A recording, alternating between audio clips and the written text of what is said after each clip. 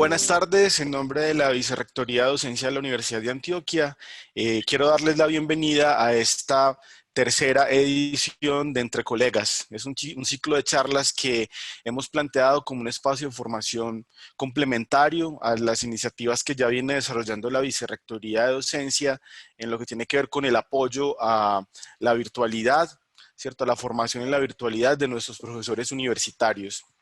Pues entre colegas lo hemos planteado como un espacio también para conversar de manera muy tranquila entre colegas sobre asuntos que creemos pueden inspirar, pueden apoyar el trabajo que ya los profesores venimos haciendo apoyados en la virtualidad. Entonces vamos a tener digamos, unas charlas que versan sobre los asuntos que tradicionalmente convocan a la Vicerrectoría de Docencia del Programa de Desarrollo Docente en asuntos como la didáctica, las prácticas, el currículo, la evaluación, pero también tendremos dentro de las charlas algunas de ellas en las que se abordan temas que tienen más que ver con lo lúdico, con las artes o con asuntos que creemos pueden inspirar a los profesores para hacer un contacto con sus estudiantes haciendo uso de otros medios, de otras estrategias, de otros productos culturales también. En esta tercera charla, entonces hemos invitado al profesor Zairo Anillo. Él ahorita nos va a contar de dónde viene, cuál ha sido su experiencia con este tema del que nos va a hablar hoy, también cuál es el vínculo que tiene con la universidad, es otro colega, ¿cierto? Y nos va a proponer una relación bien interesante entre literatura y periodismo a partir de la obra de un par de autores, que son García Márquez y Truman Capote. Entonces, creo que es importante también para todos los que están participando, que conozcan cuál va a ser la dinámica. Le hemos apostado a charlas de no más de 40 minutos. El profesor desarrollará su charla y hasta el final tendremos la oportunidad de conversar con él, ¿cierto? Podrán hacer las preguntas levantando la mano por la herramienta que nos ofrece Zoom y si no lo consideran pertinente, pues lo pueden escribir y yo al final leeré las preguntas al profesor en ese espacio de conversación. Entonces, bienvenidos todos. Profesor Zairo, bienvenido. Muchas gracias por acompañarnos esta tarde. Listo, muchas gracias, Leandro. Tal como les comentó el profesor, mi nombre es Zairo Anillo, soy docente de la Universidad de Antioquia hace ya, ¿qué?, unos 7 u 8 años, y también laboro pues en Medellín con la Universidad EAFIT, entre otros compromisos que tengo por allí. Mi área de desarrollo es la literatura, en especial la literatura rusa y la literatura latinoamericana, lo cual no implica pues que no tenga acceso a otras literaturas que uno por pasión personal desarrolla. En este caso, mi interés se centra en un tema que se ubica en una metodología que es la literatura comparada, y estaré tratando el asunto entre literatura y periodismo en dos autores tutelares de esta área que son Gabriel García Márquez y Truman Capote.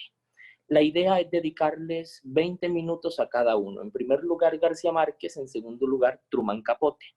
Pero antes de eso, hacer un breve paseo conceptual por lo que se considera como periodismo narrativo. Entonces, comenzaré por explicarles algo relacionado con la epistemología propia de la literatura. Y es lo siguiente, miren, cada vez que la literatura entra en tensión con otra disciplina, sobre todo la del campo humanista, como literatura e historia, literatura y psicología, literatura y antropología, literatura y sociología, o como en este caso, literatura y periodismo, y una de las relaciones más productivas a lo largo de la historia, que es la literatura y la filosofía. Cada vez que la literatura entra en contacto con estas, se produce una tensión sobre cuál debe primar sobre cuál. Es algo, pues, convencional en estas lides del conocimiento. Es probable que los occidentales no hayamos alcanzado a entender todavía que la diferencia no siempre es oposición, sino que la diferencia también puede ser complemento. En el caso de las relaciones más productivas, por lo general la literatura se conecta con las otras disciplinas en dos momentos. En un lugar donde ella es preponderante y en otro lugar en donde ella es subalterna, ocupa un lugar secundario.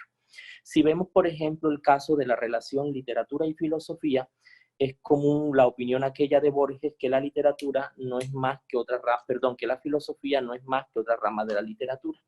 Lo mismo acontece en su relación con la historia y con cada una de las disciplinas que les he comentado. El aspecto positivo que se le otorga a la literatura en estas relaciones es que, vista como la loca de la casa, como se le concibe en el poema A la imaginación, la literatura tiene la posibilidad de usar su libertad creadora, cognitiva, ética y estética para desarrollar los temas con un grado de subjetividad que resulta mucho más revelador. Balzac decía, por ejemplo, que la literatura es la historia bien contada. En ese sentido, la literatura sería preponderante. Pero cuando la literatura pasa a ocupar una dimensión secundaria o subalterna, entonces empieza no a concebirse ya con el poder creador, subjetivista y remarcado de definir la realidad de manera ejemplar, sino que es vista solamente como una especie de estilización del lenguaje, como si fuera solamente un modo especial de hablar, un modo especial de referirse. Evidentemente no es lo uno ni lo otro y es a la vez esos dos elementos, en el sentido de que se conjugan. Sabemos que en la literatura, pues tradicionalmente la dividimos entre forma y contenido, pero en realidad también toda forma es una especie de contenido. El asunto tiende a complejizarse un poco más cuando entramos en el terreno del periodismo, porque en el caso del periodismo, la literatura apunta a una intención mucho más personalizada, mucho más particular que a la que apunta en su relación con la historia. Si nosotros observamos la relación de la literatura con la historia, que lo haremos en su momento, notaremos que tiene muchas aristas y manifestaciones. La historia novelada, la novela historiada, la novela histórica, la nueva novela histórica que problematiza el asunto de los discursos hegemónicos en la historia. Pero en el caso del periodismo, esta preponderancia no se da, van casi que paralelas. Y eso es lo que vamos a trabajar hoy. Los dos autores que escogí tienen una relevancia especial para mí. En el caso de Truman Capote, porque es considerado un precursor, es quizá el fundador de lo que se conoce como la literatura de no ficción, la no novela o la novela real. Y en el caso de García Márquez, por la cercanía que representa y también por ser considerado uno de los autores que mejor desarrolló esa hibridez que es el periodismo literario. Entonces, para García Márquez, escogí un texto que resulta también pues muy recurrente en estos estudios, que es el periodismo, el mejor oficio del mundo. Así que es un discurso que García Márquez dio en la fundación del periodismo iberoamericano. Y por el lado de Truman Capote, recurro al prólogo de su libro Música para Camaleones, que es un prólogo ya de la carrera final de Capote, que da cuenta a manera de un testimonio de esa relación un poco maníaca que Capote desarrolló con la literatura y que lo llevó a escribir una de las obras cumbres centrales de esta tradición del periodismo literario, de la novela real o la no novela, que es la consabida A Sangre Fría, que me imagino muchos de ustedes habrán leído. Entonces, por allí nos vamos a mover. Primero, qué es el periodismo literario como tal, y después García Márquez y después Truman Capote. Pasaré a la proyección de las filminas. Si tienen alguna duda, la van reservando para el final y entonces a partir de allí comenzamos el diálogo en los últimos 20 minutos. ¿Ok? Vamos acá. Esta primera parte de la que les hablo, entonces retomo la idea, tiene que ver con la noción extraña de concebir a la literatura como un aparato de falsedad. Y cada vez que el hecho literario se aproxima a cualquier otra disciplina, los puristas de esa disciplina tienden a ver a la literatura como una invasora que tergiversa los contenidos de esas disciplinas a las que se acerca. Aconteció con la historia, aconteció con la sociología, aconteció con el periodismo y seguirá aconteciendo con cada una de las disciplinas que pretende abordar. El asunto en el nuevo periodismo radica entonces en que por primera vez empieza la literatura a acercarse a un campo con el que comparte demasiadas herramientas y posibilidades. Es el campo del periodismo. En este caso, el nuevo periodismo que tiene origen en la década del 60 con la aparición de dos libros tutelares. El primero de ellos es el que tienen en pantalla y que se titula El nuevo periodismo de Tom Wolfe. Y en segundo lugar, la emblemática no novela o novela real A Sangre Fría de Truman Capote. A partir de esa aparición de esos dos libros, comienza a desplegarse un nuevo tipo de periodismo que utiliza los recursos literarios, pero mantiene cierto grado de verismo. Nosotros encontramos muchos vínculos, como los que les hablé al principio: literatura y filosofía, literatura e historia, literatura y periodismo. Basémonos por un momento en algunas de estas relaciones para empezar a entender el caso. En el caso de literatura y filosofía, el vínculo se da a través de muchos escritores que utilizaron los recursos literarios para dar a conocer sus sistemas filosóficos. Progresivamente estas relaciones llegarían al punto de concebir incluso a la literatura, a la filosofía, como otra rama de la literatura fantástica. En el campo de literatura e historia, el asunto se fue hacia la novelización de esa historia y nos encontramos entonces, por ejemplo, con la novela histórica tradicional, cuyo máximo representante es Sir Walter Scott.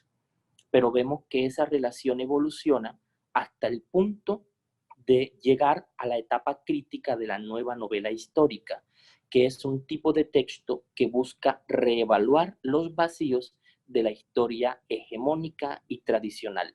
Es todo un aparato de crítica. La literatura es lo que de algún modo conserva en la conciencia de las sociedades los elementos necesarios para que esa anarquía real de la intelectualidad cobre vigencia.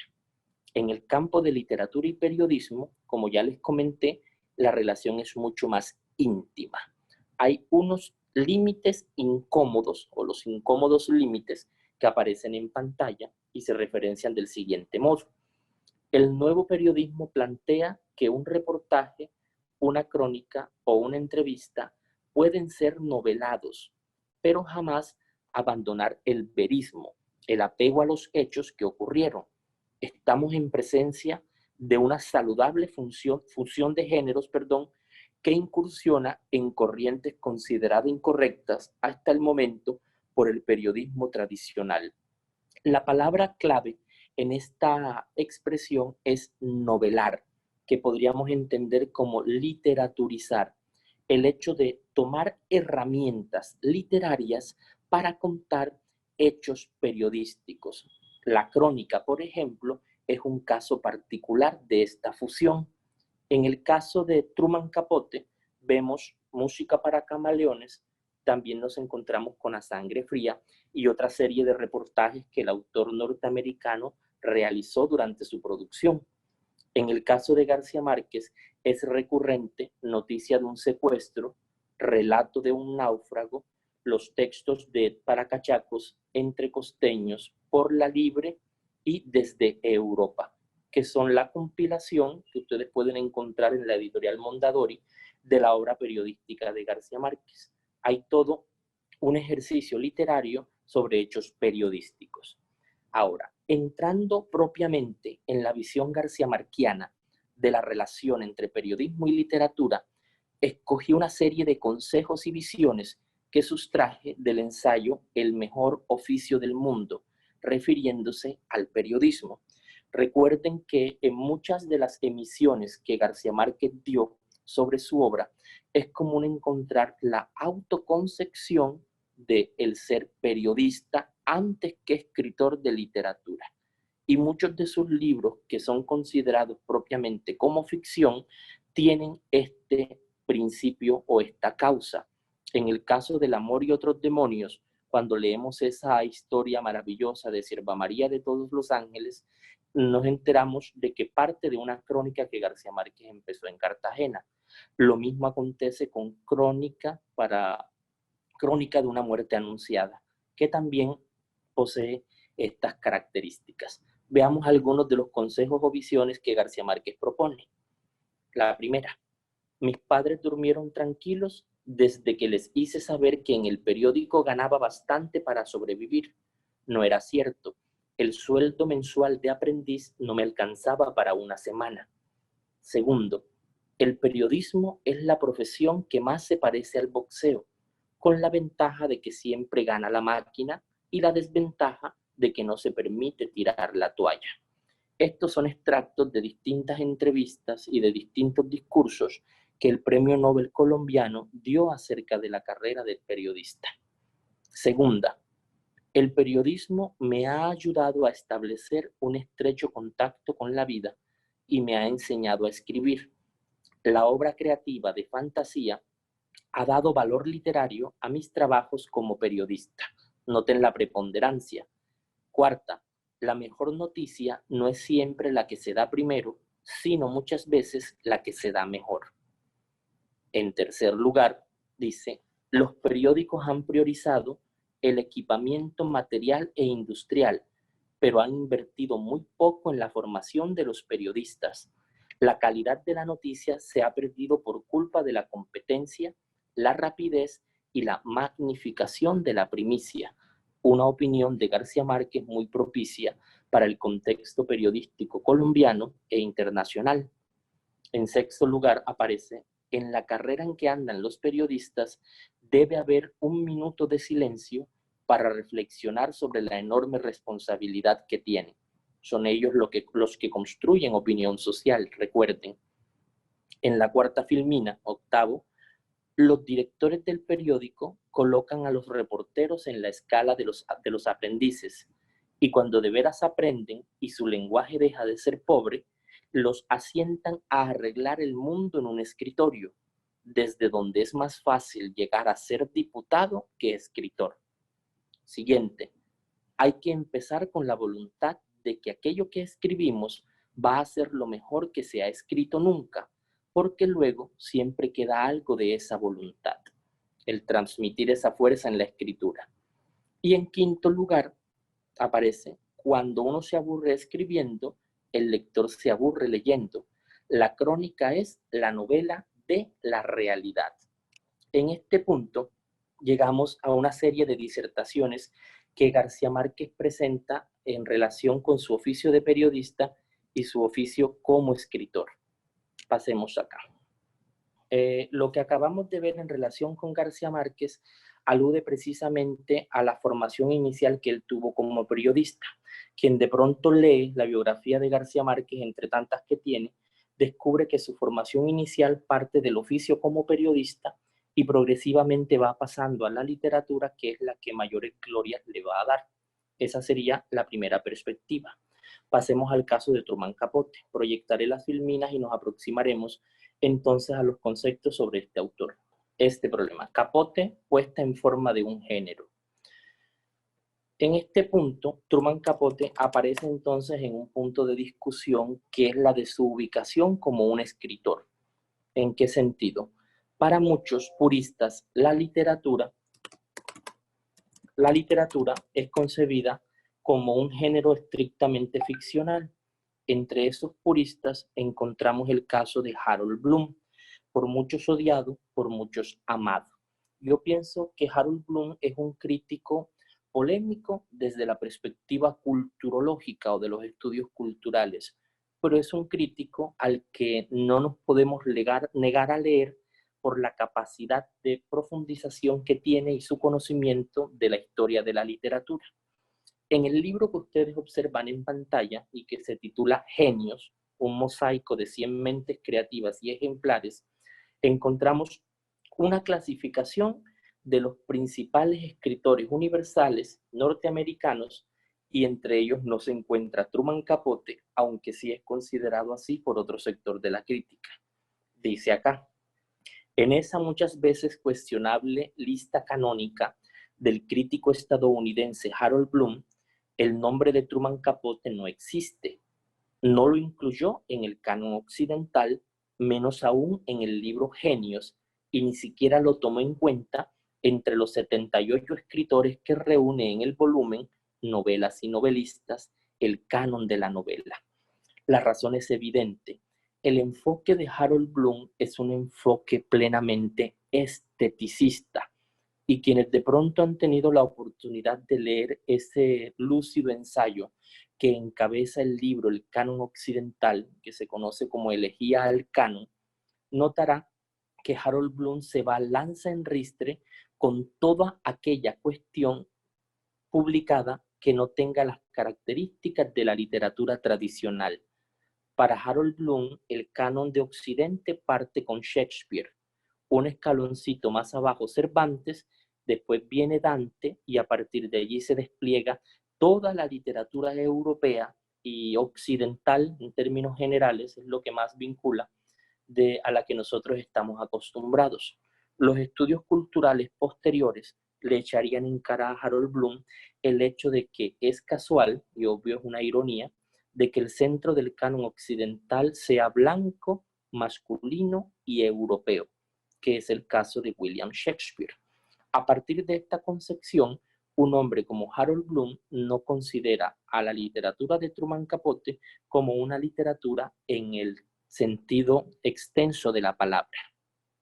En palabras del autor, este es Truman Capote, dice, con A Sangre Fría, Capote sabía que creaba una obra maestra, pero tenía aún más conciencia de que comenzaba un nuevo género, según dice en múltiples cartas enviadas a amigos y editores. El género non-fiction es, para hacerlo fácil, contar hechos reales en forma literaria, en este caso, una novela, o como él decía, una novela no novela. Aquí hay un asunto sumamente delicado y sutil que intentaré sintetizar. Mire, la realidad de la relación entre literatura y realidad tiene muchas dimensiones. En primer lugar, hay un nivel de realismo puramente ontológico, puramente del ser, una relación directa. Si yo abro un libro como La Odisea y me considero como un fracaso de la imaginación, eso genera en el momento una especie de impacto, pero poco a poco el texto adquiere tal recepción que empieza a convertirse en un bestseller. Aparte del tratamiento literario propio del estilo de Capote, prima el tema al que él recurre, que fue el asesinato de la familia Clutter, que fue un hecho real. Entonces, partiendo de allí, el texto es el que abre una de las brechas para el desarrollo de lo que conocemos como periodismo narrativo. En un segundo lugar, en el prólogo de Música para Camaleones, Capote desarrolla algo que podemos entender como una poética del periodismo y la literatura. En el campo literario, la palabra poética alude a la concepción que un escritor tiene sobre su arte. Es común encontrar en los libros de los poetas un poemita que se conoce como arte poética. Si uno lo lee en detalle, descubre que ese poemita, arte poética, encierra la concepción que determinado artista tiene sobre la literatura. Si yo abro, por ejemplo, el arte poética de Huidobro y me voy a los dos últimos versos y encuentro que dice, poetas no cantéis a la rosa, sino hacedla renacer en el poema, estoy enfrentándome a uno de los presupuestos estéticos del creacionismo y movimiento del cual Huidobro es uno de sus representantes. En el prólogo a Música para Camaleones de Truman Capote, encontramos la concepción que el autor tiene de literatura y periodismo, que para él son indisolubles y llegan a reunirse en el punto clave de entender que el verdadero punto de ambas es escribir bien, y más que escribir bien, la escritura perfecta. Hay una referencia constante que es la que aparece en la Filmina. Dice, entonces, Un día comencé a escribir sin saber que me había encadenado de por vida a un noble pero implacable amo. Cuando Dios le entrega a uno un don, también le da un látigo, y el látigo es únicamente para autoflagelarse. El amo al que alude Capote es la escritura. Cuando leemos su biografía, encontramos que Capote empieza a escribir desde los 6 años y consideró que a los 14 ya era un autor consumado, solo que nadie lo conocía. Otro de los elementos que Capote expresa para condensar su visión en la poética sobre la relación entre periodismo y literatura es el siguiente. Miren lo que presenta: el oficio y los niveles. Dice, pero por supuesto yo no lo sabía. Escribí relatos de aventuras, novelas de crímenes, comedias satíricas, cuentos que me habían referido antiguos esclavos y veteranos de la guerra civil. Al principio fue muy divertido. Dejó de serlo cuando averigüé la diferencia entre escribir bien y mal, y luego hice otro descubrimiento más alarmante todavía: la diferencia entre escribir bien y el arte verdadero. Es sutil pero brutal, y entonces cayó el látigo. De acuerdo con mis lecturas, yo me atrevo a ubicar a Capote en esa línea de lo que se conoce como maestros de la forma, y en la cual se ubican en el plano poético Mallarmé, que hablaba del verso perfecto, y también de Gustave Flaubert con la frase perfecta. He sabido que lo que hacen estos autores es tratar de encontrar un lenguaje que se aproxime de manera más íntima a la realidad para poder darnos una visión mucho más específica y concreta de ella. Son autores maniáticos de la forma en la escritura. Están obsesionados con el estilo y con aquella tendencia naturalista de que la lengua es una representación directa de la realidad. Hay un poema hermosísimo de Jorge Luis Borges que se titula El Golem. Si uno quiere entender esta relación entre lenguaje y realidad, puede recurrir a la primera estrofa de ese poema. Se las recito. El poema dice: si como el griego afirma en el cratilo, el nombre es arquetipo de la cosa, en las letras de rosa está la rosa y todo el Nilo en la palabra Nilo. Es la palabra que contiene la realidad. La obsesión de este tipo de escritores es hallar la palabra justa, la combinación justa para la expresión de la realidad abordada. En el caso de Capote, esto adquiere dimensiones superlativas, porque no solo está intentando encontrar las palabras precisas para el hecho literario, sino las palabras precisas para el hecho periodístico a través del lenguaje literario, lo cual implica un nuevo nivel del realismo, que era de lo que les estaba hablando en el momento en el que se cayó la conexión. Existen varios niveles de realismo. Hay un realismo que es convencional, sucede cuando de pronto hablo un texto como la Odisea y me doy cuenta que Homero, quien sea que haya sido Homero, empieza a describir las naves, y esas naves están descritas con un lenguaje realista, con atributos que yo puedo comprobar. Este nivel de realismo está presente en cualquier representación literaria y de otra índole, porque evidentemente el punto de partida de toda creación es lo real. Pero cuando ese realismo, cuando esa relación realidad y literatura comienza a convertirse en una escuela que tiene su mayor representación en el siglo XIX y cuya obra central de esta escuela es Madame Bovary, ya allí el realismo no busca solamente representar la realidad, sino problematizarla, convertirla en un asunto de tratamiento complejo. Después de ese realismo surge el naturalismo, luego las vanguardias y luego en Latinoamérica los realismos imaginarios. Ahí entramos en un terreno donde ya no interesa si lo que se representa es real o no, sino el tratamiento mismo de la realidad. Hay un escritor inglés llamado Joseph Conrad que en su libro Nostromo, una de sus novelas, presenta la siguiente idea. Conrad dice, yo no incluyo elementos sobrenaturales en mis obras porque hacerlo sería admitir que la realidad no es sobrenatural por sí misma. El asunto es que no hemos aprendido a ver. A eso apunta la idea de Conrad. Luego puedo pasar a otro texto, como La noche del oráculo de Paul Auster, y me encuentro con una cita que dice, permítanme mi recuerdo, dice, cuando la realidad supera a la ficción, la conciencia debe ocupar el lugar de la imaginación. En ese punto, lo que me está diciendo o intentando decir Paul Auster es que los límites entre realidad y ficción son indecibles, y en el momento en que el escritor logra captar con eficacia el punto en que lenguaje y realidad se encuentran, ya no es necesario inventar, porque la realidad tiene una naturaleza maravillosa por sí misma. Avancemos un poco en este punto. Miren. Concepción de Capote en relación con el periodismo literario, la literatura propiamente dicha y la vida. Dice, durante varios años me sentí cada vez más atraído hacia el periodismo como forma artística propiamente dicha.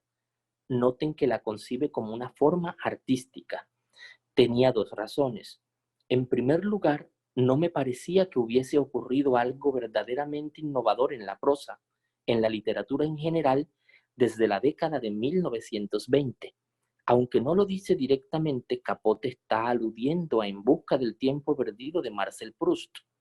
Luego dice, en segundo lugar, el periodismo como arte era un campo casi virgen por la sencilla razón de que muy pocos literatos han escrito alguna vez periodismo narrativo y cuando lo han hecho ha cobrado forma de ensayo de viaje o de autobiografías. La concepción de Capote es la concepción de un esteta. Voy a quitar la filmina para ir redondeando las ideas y culminando. Un momento.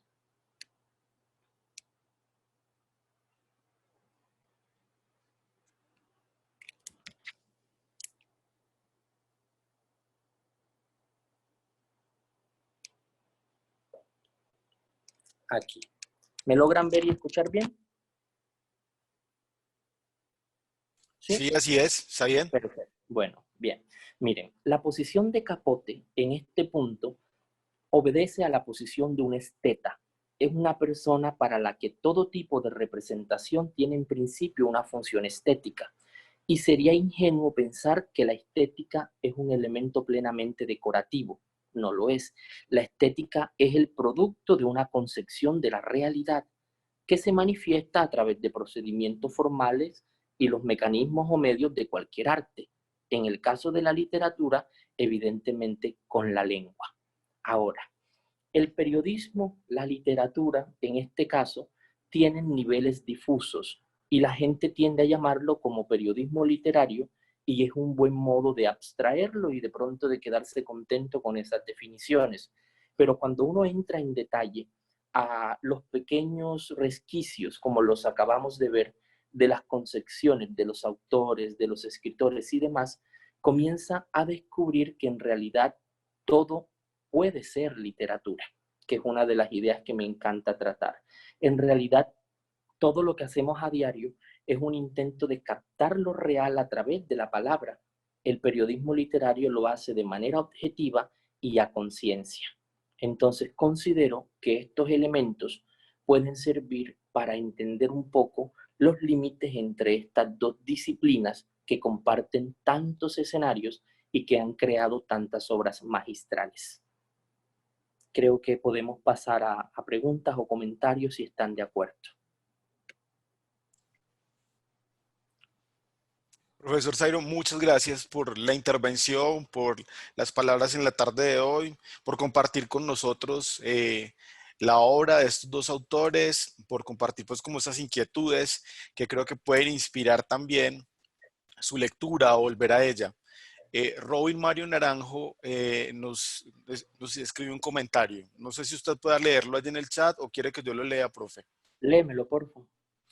Dice, Flaubert, después de escribir un párrafo o una frase, se iba al jardín de su casa y lo pronunciaba en voz alta para tener claro que cada palabra era precisa. Era la ideal para referirse al hecho que quiere mostrar. Por esta razón hay tanta perfección en Madame Bovary. La musicalidad, la extraordinaria delicadeza de utilizar el lenguaje preciso, es una invitación para cerrar la brecha entre periodismo y literatura, o si se quiere, realidad y ficción. Eso se trabaja en los postulados de la NNH. Sí, la nueva novela histórica, claro que sí. La referencia a Flaubert se encuentra entre otros autores que lo han trabajado en el emblemático libro de las cartas a Luz María Colette. Allí Flaubert pone la base de las poéticas modernas. Es un texto que él escribe en diversas cartas a su amante, pero poco a poco a Flaubert lo va ganando el ego y va desplazando al amante y va refiriéndose cada vez más a la constitución poética de su obra y va mostrando como la radiografía de la creación. Y sí, aparece en muchas dimensiones literarias, como la de la nueva novela histórica, que tiene su poética particular. Claro que sí. ¿Qué más? Por ahora no hay otras. Yo te preguntaría, profe, hay una alusión en el título de la charla que se refiere a contar la vida, ¿cierto? Y esto creo que es algo importante para los profesores que nos escuchan esta tarde, para los profes, para el tiempo que vivimos actualmente, para el tipo de acompañamiento que estamos haciendo a los estudiantes, porque es también una orientación, digamos, de estas charlas de entre colegas. Entonces, más que una pregunta, sería para que cerráramos con algunas consideraciones acerca de los aportes de estas obras, de estas escrituras, a ese propósito de contar la vida, ¿cierto? Sí. Y de contar la vida, si se quiere, en la actualidad, o la importancia de contar la vida en el contexto formativo de una clase, sea esta del área que sea. Si pudiéramos cerrar con una reflexión acerca de esto, ¿no? Pues con Bien, la sí, obra periodística, pero la relevancia de esto, de contar la vida. bien, claro que sí.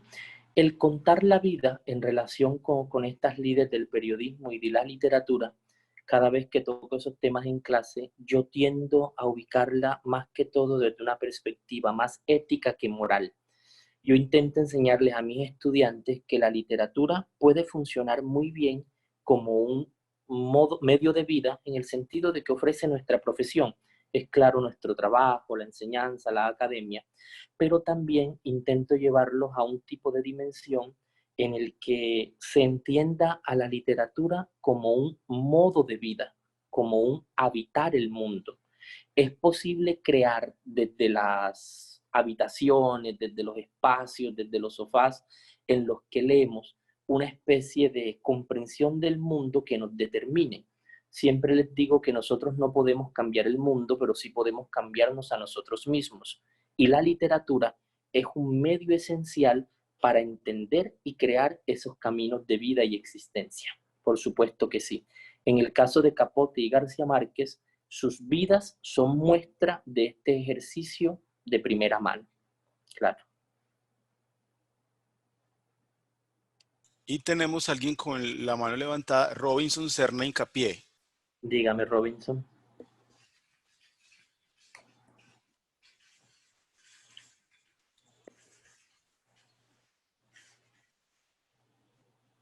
¿Escribió algo? Le podemos dar la autorización a Ya Robinson me para... lo, sí. Listo, ¿Me dale. escucha ya? Sí, así Vale, está muy bien. muchas gracias. A usted. Bueno, no, agradecido, un saludo para el profe Diego, al profe Zairo. Mi pregunta gira en torno, es una pregunta observación, y es la siguiente. Si bien es cierto lo que decía el profe Diego hace un momento, como contar estas nuevas historias, me inquieta saber cómo podría, qué podría surgir luego de todos estos confinamientos y todas estas encerronas personales y familiares y profesionales en sus casas, diferentes tipos de escritores, digamos, estudiantes, neófitos, avesados, que quieren, que de cierta manera nos van a empezar a contar todo esto que pasó desde una perspectiva, digamos, propia, psicológica, familiar, social, cuando ya no estemos en este momento de pandemia. Es decir, cómo, cómo narrar o cómo se puede constituir una nueva novela histórica, por decirlo de alguna manera, en estos tiempos de pandemia, cuando estemos dentro de 2 años o 3 años y salga este caudal de un nuevo, digámoslo así, movimiento que quiere manifestar la posición individual, psicológica, mental, familiar, profesional, de lo que vivió encerrado en su casa. Recuerdo un cuarto propio de Virginia Woolf, por ejemplo. Entonces, cómo contar estas nuevas narrativas y más allá de eso, también cómo vincularlas también con la relación entre la literatura y el periodismo. Muchas gracias. Claro, sí, claro. Tenemos muchos ejemplos. El caso del Diario de una peste de Defoe, la peste misma de Camus, el de Cameron, que son obras que se desarrollaron entre esos entornos.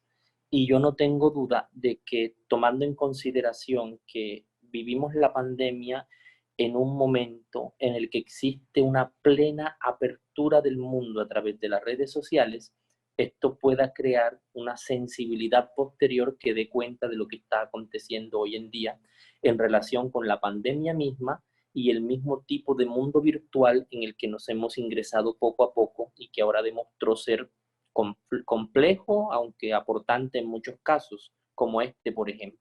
Claro que sí.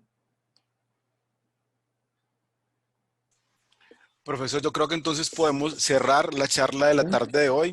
No sé si haya algo más que quiera precisar. Tenemos otra intervención. Yo creo que como nos retiramos un ratico, podemos Claro. escuchar a este participante, Harold López. Harold, adelante, sí.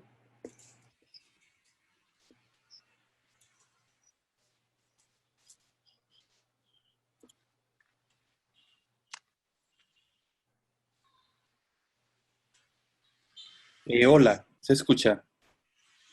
Sí, muy bien. Sí. Por esta charla es muy, muy interesante. Y profesor, yo quería preguntarte, ¿cómo podríamos decir que Gabo también podría tener un arte poético? La poética de Gabo, esa es una muy buena pregunta. Sí. El arte poética de Gabo está más que todo dispersa. No hay propiamente un arte poética que él haya elaborado como tal. Pero si uno recurre, por ejemplo, a textos como El olor de la guayaba, de Plinio Apuleyo Mendoza, el caso de Vivir para contarla, que es el primer tomo de su autobiografía, y algunos de sus ensayos en los que él reflexiona acerca de la novela de la violencia en Colombia, y en muchas de sus entrevistas vamos a encontrar una concepción muy específica de la literatura. Yo tengo un debate constante porque es que muchos intentan evaluar a Gabo a través de la concepción del poeta doctus. Y por poeta doctus tenemos como arquetipo a Borges. Y en el caso de García Márquez es imposible hallar un poeta doctus. Yo mejor lo llevo a la clasificación que hace Nabokov en el prólogo del curso de literatura europea. En ese prólogo, Nabokov divide a los escritores en 3 categorías. Habla de un escritor de orden escritor-narrador, que es el maestro en contar historias. Ahí está García Márquez sin duda alguna. Está el escritor maestro propiamente dicho. El primero es narrador, el segundo es maestro. El escritor maestro es aquel que no es muy experto en las formas literarias, pero su literatura siempre deja un mensaje ético muy profundo. Por ejemplo, Sándor Márai es muy criticado en la estructura de su novelística. Muchos ensayos de Maxwell Coetzee, el premio Nobel surafricano, en un libro que se llama Mecanismos Internos, cuestiona profundamente el arte narrativo de Márai. Pero cuando uno lee un libro de Márai, uno no sale igual. Márai tiene una capacidad para tratar el alma humana muy perspicaz, hay mucha profundidad en Márai. Y en la tercera categoría de escritores está el escritor taumaturgo, que es el escritor mago. Yo pienso que García Márquez tiene un poco de estos 3 y que esa poética no es rastreable en un libro en concreto, pero sí en muchos dispersos como El olor de la guayaba, Vivir para contarla, el ensayo sobre la novela de la violencia en Colombia y muchas de sus entrevistas. Por ahí podría ser posible. Listo, profe, muchas gracias. Con gusto. Nos escribe Johan Suárez. Escritores como Fernando Vallejo e incluso Borges no coinciden en sus poéticas con la equivalencia que hace Gabriel García Márquez en sus escritos de los conceptos de ficción y falsedad, o mejor de mentira. No considera que detrás de la propuesta de Márquez hay una forma muy idealista de entender la ficción, la cual hace que las distinciones entre discursos se pierdan fácilmente. Claro, para García Márquez, en principio, todo es ficción. De hecho, en cuenta que cuando empezó a escribir una de las novelas centrales de este tipo de historia y periodismo, que es El general en su laberinto, y que causó mucho escozor en su época por el acercamiento a la figura del libertador de ese modo tan abierto y con tanto desparpajo, uno en esa historia se cuenta que García Márquez contrató incluso astrónomos para averiguar las noches en las que el libertador caminaba bajo luna llena, que es algo muy propio de esa intención garciamarquiana de confundir siempre realidad con literatura. Hay quienes han tomado esta circunstancia para llevarla a un plano de crítica fuerte. Y es, Leandro, por ejemplo, una escuela chilena actual.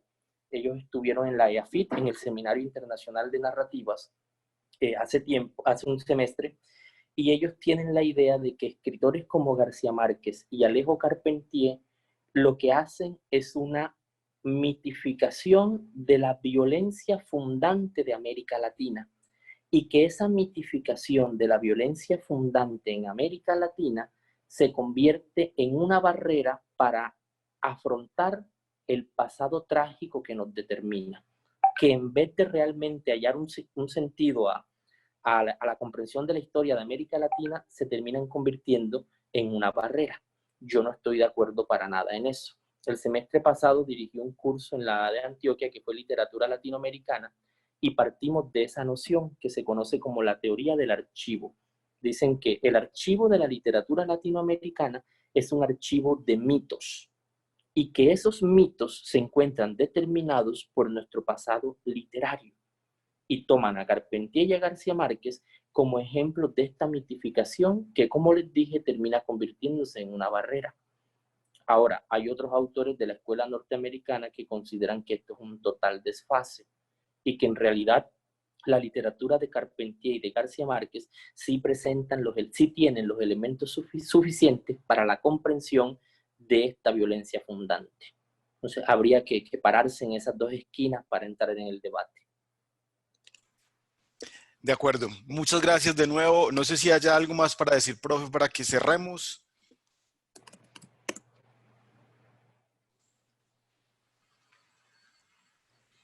Creo entonces que podemos dejar por aquí a todos los participantes. Pues pueden escribirnos al correo del programa de desarrollo docente @udea.edu.co para hacer los comentarios sobre este espacio de la Vicerrectoría de Docencia. Al profesor, muchísimas gracias por haber atendido a nuestra invitación la tarde de hoy. Creo que quedamos provocados a volver sobre esos autores, sobre estas escrituras, sobre la relación literatura y periodismo. Y quiero invitarlos a la cuarta charla entre colegas, que será el próximo jueves a las 3 de la tarde con la profesora Nancy Ortiz de la Facultad de Educación, que nos va a hablar acerca de pensamiento narrativo y analéctica, siguiendo con esta idea de la narración que empezamos el día de hoy, con la que empezamos el día de hoy. Entonces, muchas gracias a todos por su participación. Los esperamos el próximo jueves para estar de nuevo entre colegas. Muchas gracias. Leandro, a ti por la invitación, muy amable. Seguimos en contacto.